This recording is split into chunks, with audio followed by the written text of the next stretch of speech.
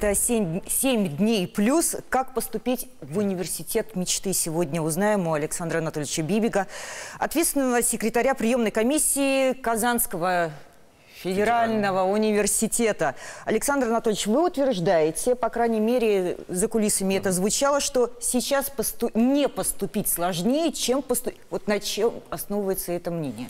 Ну, на самом деле в нашей стране выделено достаточное количество бюджетных мест. Самая важная миссия как университета, школы – это правильно расставить приоритеты в голове абитуриента, правильно дать оценку амбициям, чтобы они возможности совпадали с амбициями абитуриента, и выбрать, возможно, не домашний регион, потому что я очень часто говорю, что студенчество должно пройти вдали от дома. Есть много классных вузов, которые находятся, может быть, чуть менее популярные, чем в центральных регионах, но тем не менее образование там предоставляется на высшем уровне, там лучшие кампусы. Кто-то может говорить также про Казань, то есть кто-то может сказать, что вот там в Москву не будем поступать в Казань, там классные общежития, классные программы обучения, классный город для обучения, и это тоже хорошо. Для ребят, выпускников Татарстана, я не агитирую ни в коем случае покидать регион, но тем не менее, если вы смотрите то, что вы где-то не соответствуете тому запросу, который у вас есть перед вузом, то есть если где-то проходные баллы прошлых лет значительно выше тех баллов, которые вы получили на едином государственном экзамене, не бойтесь рассмотреть возможность другого региона. Это отличная возможность. А перевод, допустим, возможен из одного вуза в другой? Да, перевод возможен, безусловно. А каким образом? По правилам Казанского федерального университета, положительно закончив первую сессию, не первую сессию, первый год обучения, можно взять справку об академической успеваемости, предоставить ее к нам в вуз, не в приемную комиссию, а в деканат того подразделения, куда планируете перевод. Специальность должна совпадать? Не обязательно. Если академическая нагрузка приблизительно совпадает, достаточно сдать разницу, если она, конечно, не так весома. Если это 2-3 предмета и несколько часов, то достаточно сдать академическую разницу и продолжить свое обучение на том направлении, куда вы уже переведетесь при наличии вакантных мест. Есть такая оговорка. Это не значит то, что абитуриент сразу попадет на бюджет, потому что, как правило, изначально все бюджетные места заполняются. Даже в моменте отчисления, когда уже на втором курсе ребята по какой-либо причине, по неуспеваемости, либо по другим иным причинам отчисляются и не продолжают свое обучение, эти места становятся вакантными, и любой обучающийся абитуриент, студент может подать заявление о переводе на бюджет. То есть это тоже такая возможность перехода с небюджета. Вот каждый год, каждое лето представители различных вузов сетуют, что абитуриент пошел не тот. Читают с трудом, пишут с ошибками и так далее. Вы наблюдаете абитуриентов? Каков уровень? Как меняются ребята? Действительно как-то в связи с ЕГЭ падает уровень или нет? Ну, я очень часто говорю фразу, вы очень часто, наверное, даже вы ее от меня слышите, то, что для приемной комиссии все приемные процессы, они стандартны, они из года в год протекают, они как-то меняются, и можно говорить о том, что есть изменения. Для абитуриента же это единственное и самое важное событие в его жизни. Ну, у многих оно единственное, мало кто перепоступает и окунается в прием, именно в прием в вуз несколько раз. Поэтому вот говорить с точки зрения абитуриентов, ежегодно это дети. Дети бывают абсолютно разные. Где-то дети с более сформированным сознанием и осознанностью, которые понимают, кем они хотят быть, которые четко выбирают направление, куда они хотят поступить, которые долго идут к этому, готовясь именно по тем направлениям, тем предметам, которые им нужны для преодоления пути в школу, экзамен, единое государственное поступление и уже обучение, и дальше выход на то место, где он планирует осуществлять свою трудовую деятельность, потому что все это и вся эта история лишь шаги к большой жизни и к большому профессиональному развитию и становлению личности. Но поступают все-таки больше родителей. На сегодняшний день, к сожалению, да. Больше мы наблюдаем то, что зависимость от мнения родственников и родителей, она по-прежнему велика. Как минимум, зависимость не в выборе направлений, но в выборе достижения этого пути. То есть в приемную комиссию обязательно нужно прийти с мамой, возможно, с бабушкой и с дедушкой. Поэтому это еще присутствует. Но ежегодно все меньше и меньше, так как в целом, как я уже сказал, вот эти приемные механизмы, они модернизируются, и ребята могут подать документы, используя свой мобильный телефон. А здесь участие родителей уже не нужно. Здесь нужно доступ в свой личный кабинет на портале государственных услуг, а он уже личный, то есть он уже личный самого абитуриента. Это не кабинет родителей, это кабинет абитуриента, где он сам заполняет анкетные данные, возможно, с помощью и подсказкой, но тем не менее сам. Отсюда вопрос. Приемную комиссию ходить не обязательно. Мы открыты для всего, для любых посетителей, но механизмы строятся таким образом, если человек полностью определен, и ему не требуется никакой очной консультации, не требуется вот этого финального, там, да, все, у вас документы приняты, можно воспользоваться цифровыми методами. Вот да, когда, да, вот все верно. Вот многим это важно. На самом деле, даже если абитуриент приходит в наше приемное пространство, мы все равно проводим его через систему. Поэтому отличие как бы де юре от очного посещения от онлайн-подачи нет. Еще все-таки вопрос такой задам. Когда подходит время уже ЕГЭ, обычно родители начинают либо искать знакомых каких-то в институте, в университете и так далее, либо искать родителей, дети, которых учатся, то есть узнать, как, что, какие шаги, и людей, может быть, даже где-то подтягивать. Вот чего нельзя делать, на кого нельзя ориентироваться? Есть ли некие посредники, которые недобросовестные услуги по поступлению оказывают? Как этого избежать? Да, что делать? Вы сейчас задали несколько больших вопросов. Я попробую по порядку ответить. Первое – это заниматься приемом самому, не обращаться ни к каким посредническим услугам, тем более к платным посредническим услугам. Единственное, что если это только не какой-то уже осознанный консалтинг, где тебе действительно нужно самоопределение, где с тобой могут провести тесты по профориентации, какое же направление и что же тебе выбрать, возможно, подобрать регион по цене и так далее. Только в рамках консультации. По поступлению и по гарантии поступлению на эти вопросы не сможет ответить никто. Это воля случая и конкурса. А как сложится конкурс, не знаем на сегодняшний день даже мы. То есть пока документы все не будут приняты до 25 июля, как пройдет конкурс и какой будет финальный проходной балл, не скажет даже сотрудник приемной комиссии. Но тем не менее мы сможем грамотно сориентировать на любом этапе приема. Поэтому тоже небольшой совет абитуриентам: не торопиться подать документы в первые дни, возможно, посмотреть, как наполняются конкурсные группы, и уже четко определиться, что вот здесь 100% уже не получается, потому что здесь уже там проходной балл вырос до уровня 300, а у меня 290. Поэтому, если ты подашь изначально, поторопившись, придется менять заявление. Это, конечно, не возбраняется, но тем не менее это какие-то действия. Поэтому первое – это обратиться в приемную комиссию вуза, не вестись ни на какие увещания о том, что мы гарантируем вам поступление, потому что на сегодняшний день это невозможно. Приемная комиссия и приемная кампания настолько прозрачна, что темных областей в ней не осталось.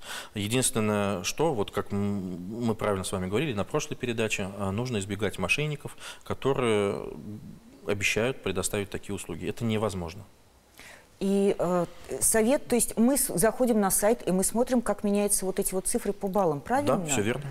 И либо ориентируемся на те баллы, которые были на этом направлении, в этом институте за прошлый год. Эти данные открыты? Да, конечно. Ориентироваться на баллы прошлого года нужно, конечно, гораздо заранее. Нужно было ориентироваться еще зимой, перед тем, как ты выбирал ЕГЭ. Но, тем не менее, эта информация открыта. Приемные прошлых лет, архив приема, он тоже открыт. Можно проследить, как менялись баллы. На каких-то направлениях они остались неизменными. В какие-то направления проходные баллы повышались. остались. Но бывает здесь... так, что понижается балл? Бывает так, что понижается, потому что количество бюджетных мест на некоторых направлениях значительно выросло относительно прошлых лет. Если мы возьмем прошлогоднее, допустим, направление лингвистика, то в прошлом году там проходной балл был 305 из 300. Спросите, как это возможно? Это 3 человека, зачисленных по результатам олимпиад, без вступительных испытаний, и конкурс проходил на базе индивидуальных достижений. То есть 305 баллов из 300 возможных по ЕГЭ. Это без вступительных, плюс у кого-то было максимальное значение 10 дополнительных баллов, а у кого-то было значение 5. В этом же году там больше бюджетных мест, и, естественно, балл проходной, он снизится. Ну, незначительно, но снизится. То есть я думаю, что мы 295 где-то он будет. То есть нужно оценивать позицию так. Мы можем назвать какие-то специальности, где самый высокий балл, куда поступить нереально? Ну, реально поступить везде. Реально, да. Да, реально поступить везде. И тоже совет абитуриентам, шанс нужно использовать до последнего, даже если вы видите то, что по результатам ЕГЭ какой-то не очень высокий балл у вас. Все равно нужно подавать на бюджет. В любом случае, так судьбу испытать до самого последнего момента, это не возбраняется, потому что это 2 раздельных конкурса, они проходят в разное время. Сначала проходит бюджетная волна, потом уже внебюджетное зачисление. У абитуриента есть время и на заключение договора, и на смену заявления, то есть там времени достаточно. Топ направлений, ну, как я уже сказал... На платное отделение тоже есть конкурс? Да, конечно. Конечно. В этом году по ряду специальностей, по крайней мере, в рамках Казанского федерального университета, этот конкурс по ряду направлений будет жестче. То есть конкурс почему может случиться? Направление социогуманитарного профиля, где нет прикладной базы и где можно при увеличении количества абитуриентов расширить план приема и взять, допустим, еще одну группу, потому что они учатся в аудитории, аудиторию найти несложно. Если мы говорим про стоматологию, либо какие-то инженерные специальности, еще одну лабораторию купить мы, наверное, не сможем, поэтому там четкий план, и вот в этих направлениях мы стараемся придерживаться, и во многих придерживаемся жестко. Из топа направлений, где присутствует конкурс даже на внебюджет, это медицина, она всегда сейчас популярна, это стоматология, лечебное дело где-то. Если мы говорим про инженерные специальности, это наша программная инженерия и института ИТИС, где проходные баллы доходят до 280. То есть это большое количество бюджетных мест, тоже такая небольшая аномалия. Там 100 бюджетных мест, но при этом проходной балл на уровне 280 на бюджет и на внебюджет на уровне 240. То есть даже для того, чтобы получить вот тут за самый заветный контракт и учиться на платном отделении, нужно преодолеть довольно-таки большие пороговые значения. То есть это 2 пятерки и 4.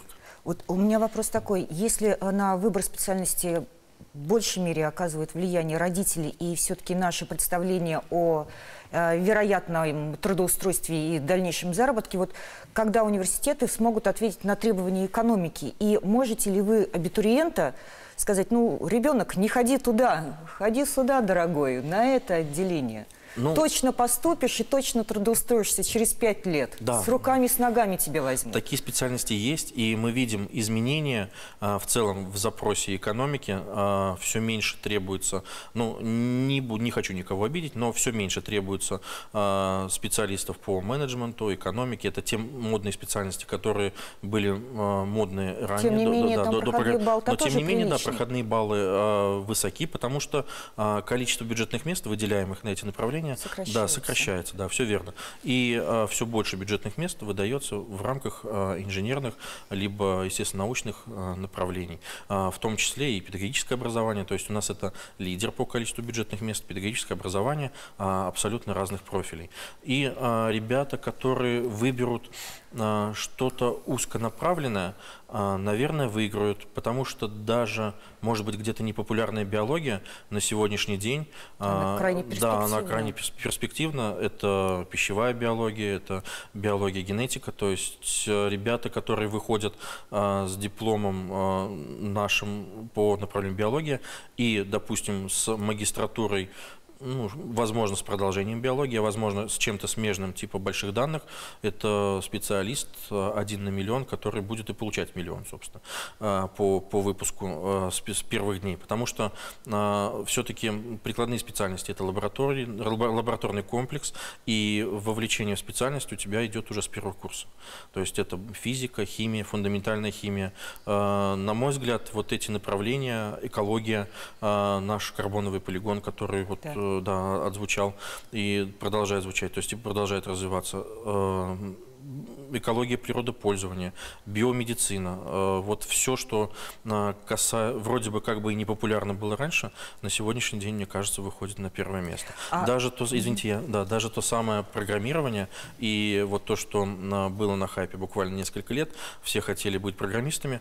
Ну, рынок ответил на это тем, что все это превратилось из хайпа в обычную работу, и для того, чтобы добиться каких-то высот, нужно очень много вкладывать в себя, в свои знания, участвовать во многих проектах, и на входе зарплату в 300 тысяч тебе уже никто не даст. То есть рынок не то чтобы переполнен, он по-прежнему он требует специалистов, но дела там обстоят уже не так, как раньше. Есть такие абитуриенты, которые приходят с мечтой, допустим, условно, хочу стать астрономом, то есть смотреть в небо. Вот у меня такая мечта. Или есть. Да, есть. Причем... То есть люди, которые прямо вот я в науку, и такие специальности, ну, которые к земной нашей обычной жизни мало отношения имеют. Вы очень попали в направление астрономия. Это специалитет, и причем особый специалитет, учится там 6 лет. То есть для того, чтобы... Это специальность с максимальным сроком обучения. Даже где-то, по-моему, на какой-то период они превышают медицинское направление.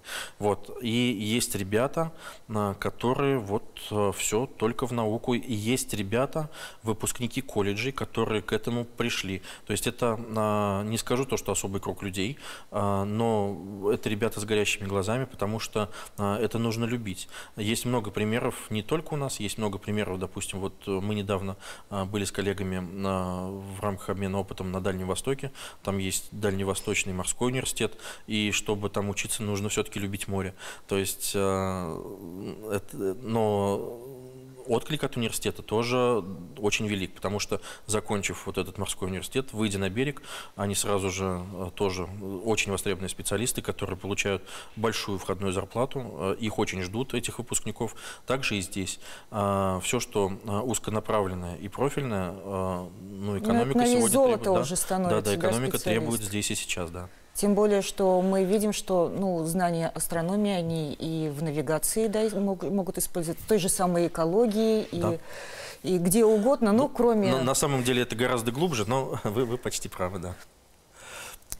Итак, следующий вопрос. Вот такой вот. Количество бюджетных мест, мы сказали, что увеличивается. Да, у нас в этом году. Есть какие-то новые специальности и по бюджету? Ну, в целом, Казанский федеральный университет – это классический вуз, где представлены абсолютно все профили, начиная как от медицины до гуманитарных профилей. И по открытию новых специальностей у нас целый новый институт. Институт робототехники и искусственного интеллекта на базе института инженерного, то есть ранее это был инженерный институт. В этом году этот институт, вернее, в прошлом году было открытие, он молодой, это будет первый свершенный набор. То есть они будут впервые набирать. Там есть направления, связанные как с программированием, так и с робототехникой и искусственным интеллектом. То есть, вот, как отвечая на ваш вопрос, есть ли новое направление, есть целый новый институт, отвечающий вот как раз экономике и запросу текущего времени. Что касается бюджетных мест, в этом году их практически на 300 больше относительно прошлого года.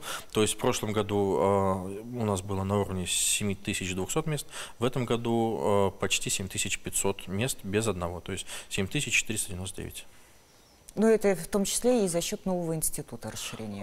Нет.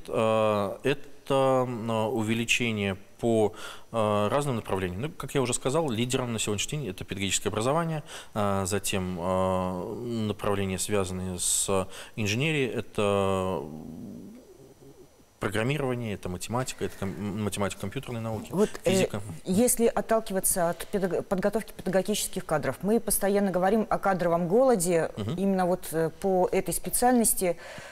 Целевое обучение, оно работает или нет? Да, безусловно. Оно работает, и, на мой взгляд, оно будет работать лучше, потому что, как мы уже с вами тоже на предыдущей передаче говорили, вышло новое постановление под счастливым номером 555 об изменении целевого образования в целом Российской Федерации. И они довольно-таки значительны, они тоже настроены на прозрачность конкурса и на то, чтобы лучшие ребята, лучшие абитуриенты, лучшие студенты трудоустраивались в лучшие компании, получали сопровождение во время обучения в лучших комфортных условиях. Потому что целевое обучение накладывает не только на студента обязательства, но и на работодателя, да, который должен обеспечивать мерами поддержки обучающегося. А целевики, вот эта квота, она полностью заполняется год из года или нет? К сожалению, нет. Целевая квота полностью не выбирается. Понятно, что есть высококонкурсные направления, где она выбирается полностью. Есть направления, где практически все места являются целевыми. Это медицина, то есть лечебное дело. Это практически 80% мест отданы в целевую квоту. Если говорить о Казанском федеральном университете, то в прошлом году мы зачислили порядка 540 целевиков.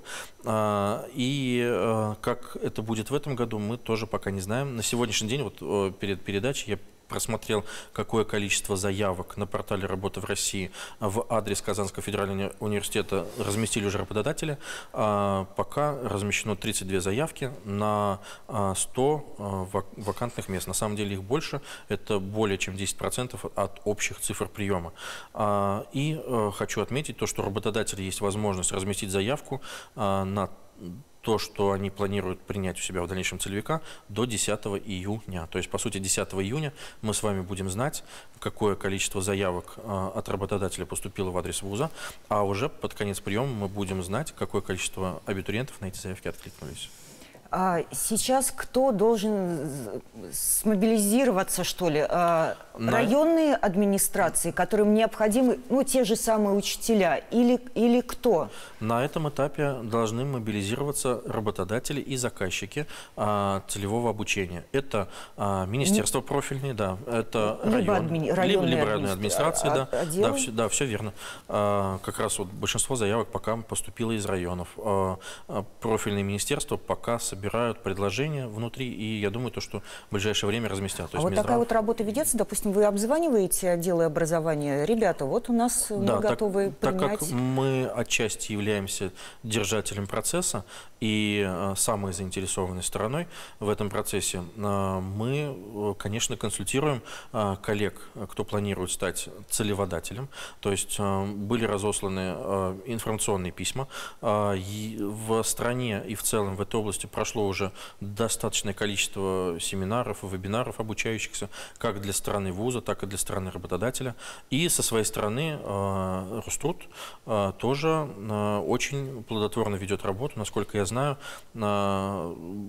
активно рассылаются письма компаниям, даже частным компаниям, о том, что такая возможность у коллег есть получить целевика после обучения. На целевое проще поступить или нет? Целевое – это не про поступление, целевое – это про работу. То есть на сегодняшний день целевое – это про работу. И с учетом изменения законодательства в этой области, целевое – это, наверное, практически равный конкурс общему конкурсу. Потому что ранее целевик приходил в приемную комиссию уже с подписанным договором. Ну, мы здесь понимаем то, что не все знают о такой возможности, что можно было запросить договор там, у той же самой администрации. Не все дошли, не все сориентировались, кто-то побоялся. И в итоге там, дошли немногие. В этом же году, так как этот механизм реализован практически в кнопку, у любого абитуриента будет возможность при подаче заявлений на портале госуслуг, будь то сайт вуза, одновременно подать заявку на целевую конкурсную группу. И если ребята будут позиционировать у себя в голове и в целом думать о том, что целевое это проще, то на самом деле нет. Я думаю, что конкурс по ряду целевых направлений будет поддерживаться на уровне общего. Александр Анатольевич, давайте основные правила. Вот сейчас у нас буквально 1,5 минутки. Как себя правильно вести, понятно, сразу после ЕГЭ. Ваши советы поступающим. Да, сдав ЕГЭ и пройдя выпускной вечер, не обязательно сразу бежать в приемную комиссию и подавать документы. Можно дождаться того момента, когда небольшая масса документов уже будет 20 июня да, стартует. Да. Какого числа мы начинаем? Приемная кампания стартует 20 июня. Все приемные комиссии открывают свои двери. Заканчиваем приемы 25 июля. Это для ребят, поступающих по результатам ЕГЭ. Ребята, которые планируют сдавать внутренние вступительные испытания, либо творческие вступительные испытания, должны подать документы до 15 июля. Первый приказ о зачислении нулевой волны – это отдельная квота, особая квота и целевая квота 29 июля тоже. До 28 июля, до 12:00 по местному времени нужно предоставить оригинал документа об образовании в приемную комиссию. И финальный приказ 4 августа, и оригинал документа об образовании к финальному приказу нужно предоставить в ВУЗ до 3 августа, до 12:00. Самое главное – не торопиться, подходить к поступлению осознанно. Обязательно. С нами был Александр Анатольевич Бибик, ответственный секретарь приемной комиссии одного из главных вузов страны, главного вуза, наверное, Республики Татарстан, Казанского федерального университета. Спасибо вам большое. Надеюсь, что секреты поступления какие-то раскрыли. Спасибо. Спасибо.